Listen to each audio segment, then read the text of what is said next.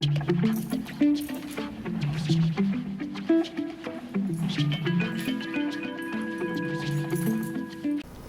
अभी आप बता रहे थे इंटरकनेक्टेड है सब, तो वो चीज़ आज हमें फील हो रही थी। बहुत कोशिश की हमने, बताएंगे तो आप ही को कहाँ बताएंगे।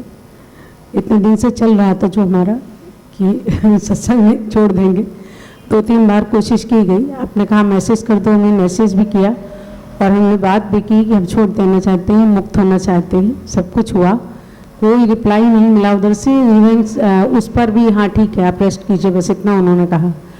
और 10 दिन बाद फिर हमारे पास फ़ोन आता है कि अब चलिए आइए, आपका रेस्ट पूरा हो गया। और इस बीच में जो है बहुत लोगों के फ़ोन आए हमारे पास, जो वहाँ के सत्संगी हैं, बाहर के हैं या हमारे एरियाज़ के हैं। मतलब हमने देखा कि जैसे सबके चलाई चल रहा है मामला, हमारा जो व्यक्तिगत एक निर्णय था उसका मतलब नहीं है।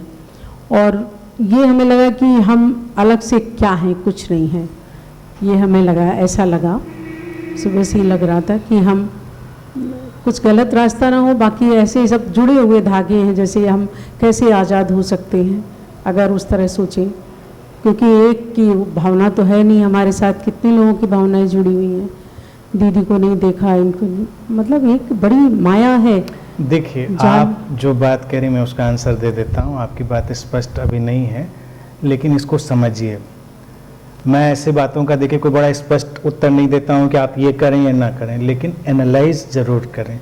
यहाँ पर इंटरकनेक्टेड जो अंतर संबंधित जीवन का कंसेप्ट है वो नहीं लागू होता है। यहाँ पर हमारे जो मन है, जो ईगो का एक्सपेंशन है, वो कई ढंग से काम करता है। तो अपने को एनालाइज करके आपको ये देखना है कहीं ऐसा तो नहीं है कि आपको रिकग्निशन ज़्यादा मिलने, कम मिलने या ना मिलने पर परेशानी है, कि अगर ज़्यादा लोग आपको रिकग्नाइज करते हैं, आपको पूछते हैं तो आपको अच्छा लगता है।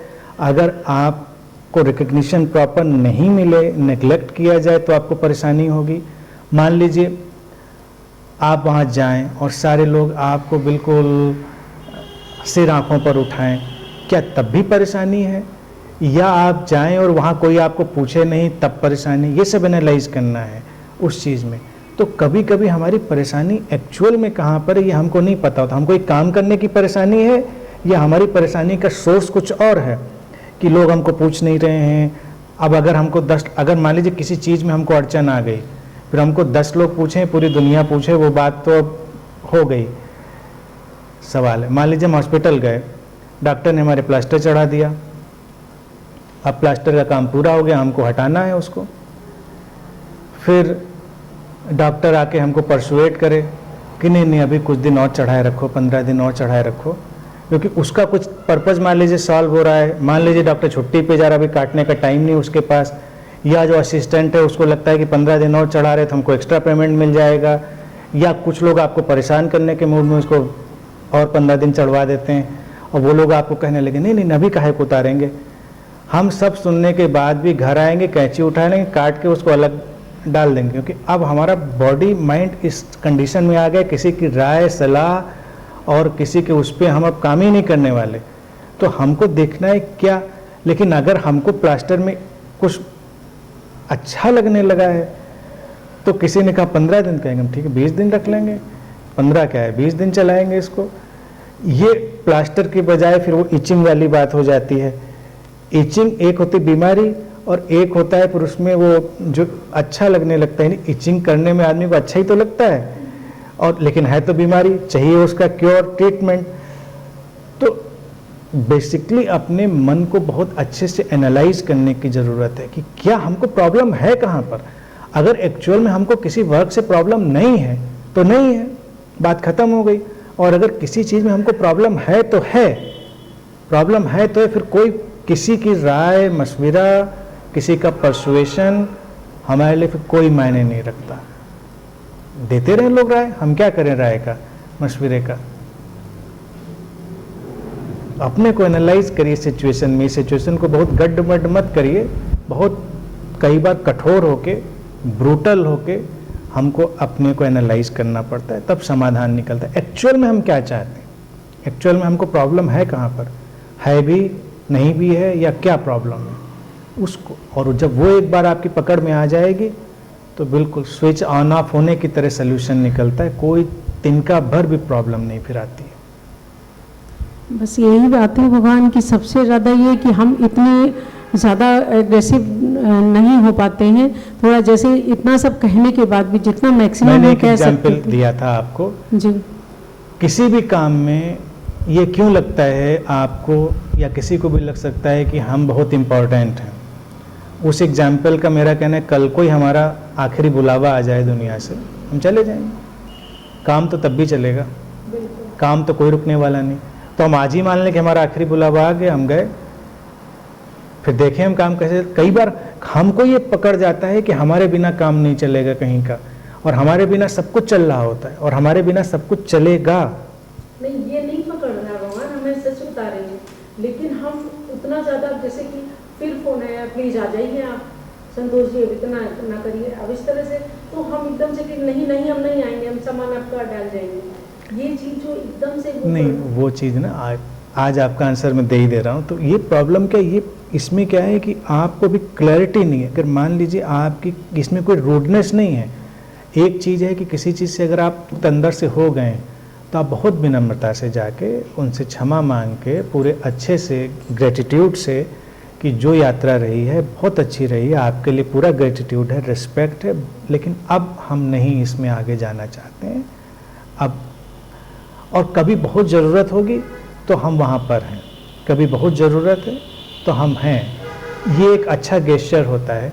लेकिन अगर किसी चीज़ में इतनी उलझन हमारे अंदर मन में चल रही हो तो उसको कभी विराम तो देना ही पड़ेगा, उसको ड्रॉप करना पड़ेगा।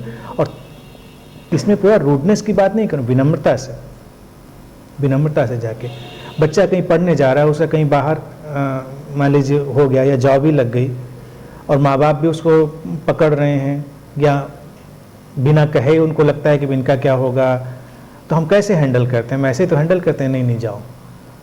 और फिर आप बच्चे के लिए कहते हैं कि हम हमेशा आई एम देयर, और बच्चे भी आपसे कह देते हैं आई एम देयर, जब आप कॉल करेंगे हम आ जाएंगे, कोई दिक्कत नहीं है। और ऐसी सिचुएशन में भी मुझे लगता है पूरे रिगार्ड के साथ अगर हमको ज़रूरत लगती है शिफ्ट होने की तो शिफ्ट होना चाहिए, और ये आश्वासन वहाँ पे डाल देना चाहिए कि जब ज़रूरत होगी तो हम हैं। अभी के लिए इस प्रोसेस को हम ऐसे ही जीना चाहते हैं, यही इवोल्यूशन है। कोई पकड़ बने और मन लगातार उलझन में घूमता रह जाए तो आप यकीन मानिए ये वेस्ट ऑफ टाइम हो जाता है कि आप लगातार उसमें घूम रहे। अब इसको अगर मैं कैलकुलेट करूं, इस बात को आपके 2-3 महीने तो हो गए होंगे सुने हुए, और अगर बार बार वही प्रश्न आता है तो आपके अंदर सेटलमेंट नहीं है।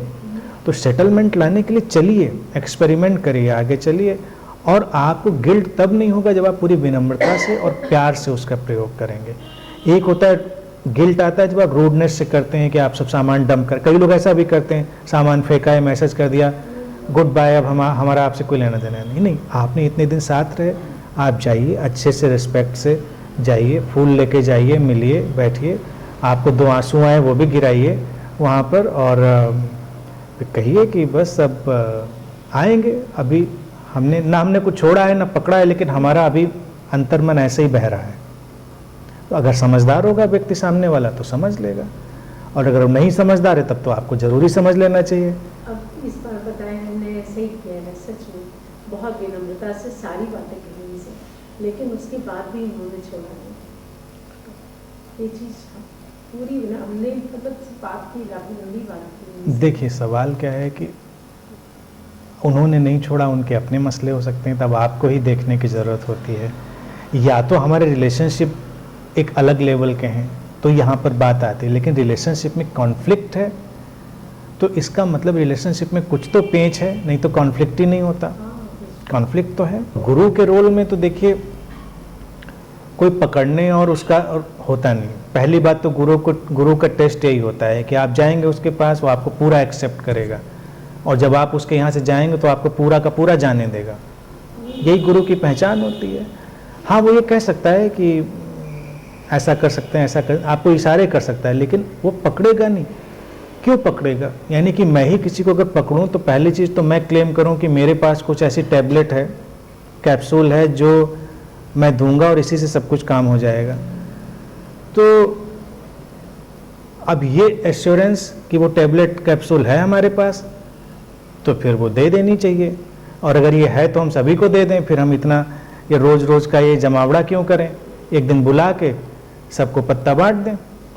वो होता नहीं किसी के पास, तो गुरु तो ये क्लेम करेगा ही नहीं। अगर किसी सीकर के अंदर आया कि हमको अब आगे जाना है तो गुरु तो सबसे पहले कहेगा कि यू मस्ट गो।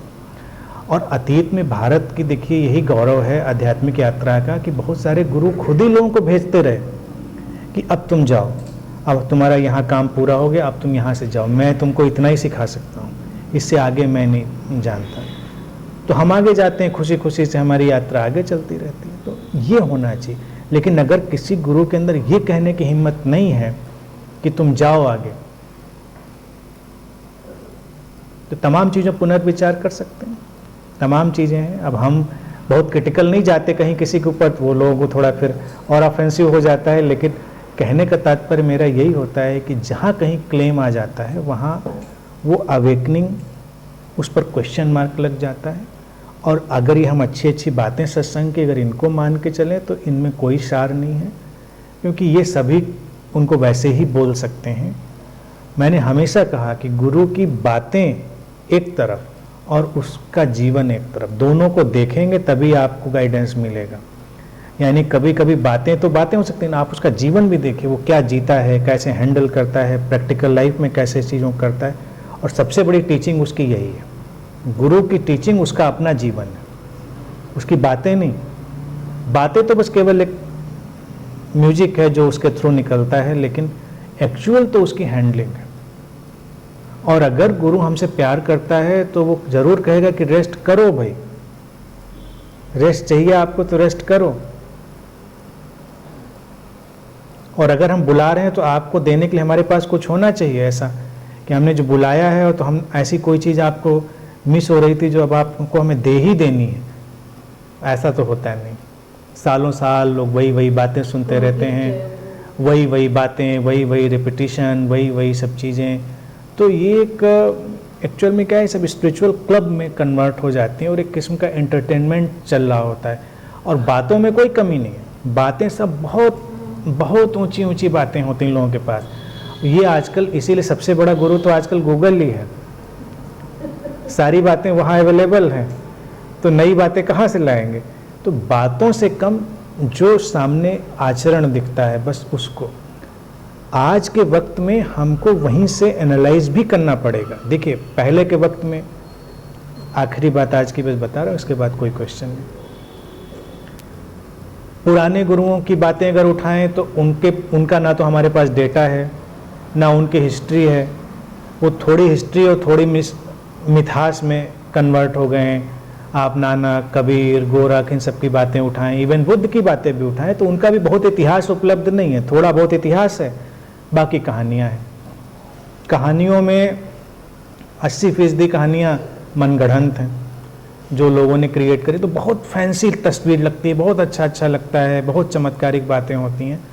तो हम हालांकि कोशिश हम वहाँ भी वही करते रहे कि हम आचरण को देख कर करें। अब भारत में अगर आप देखें राम का इतना महत्व है, तो राम का महत्व क्यों भारत ने पैदा किया। अब राम मिथिकल हैं कि एक्चुअल हैं, ये डिबेट का विषय उसको जाने दें, क्योंकि ये कोई उसको कर नहीं पाएगा, उसका कोई डेटा किसी के पास अवेलेबल नहीं। लेकिन अगर हम उनको मिथिकल भी कहें तो भी भारत ने राम के माध्यम से एक आचरण प्रस्तुत किया कि ये है जीवन।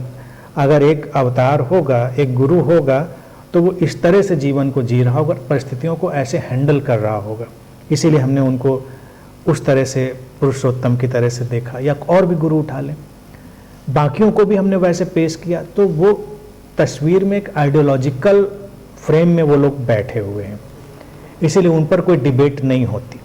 लेकिन जिन गुरुओं का हमारे पास डेटा है, ऑडियो वीडियो पूरी हिस्ट्री है, उनको एनालाइज करने का सारा मौका हमारे पास है और उनको हम करेंगे, करना पड़ेगा, क्योंकि जिनका पूरा डेटा अवेलेबल है वहाँ पर ये देखना पड़ेगा वो आचरण जो उन्होंने जीवन जिया, जीकर दिखाया, वही उनकी टीचिंग है।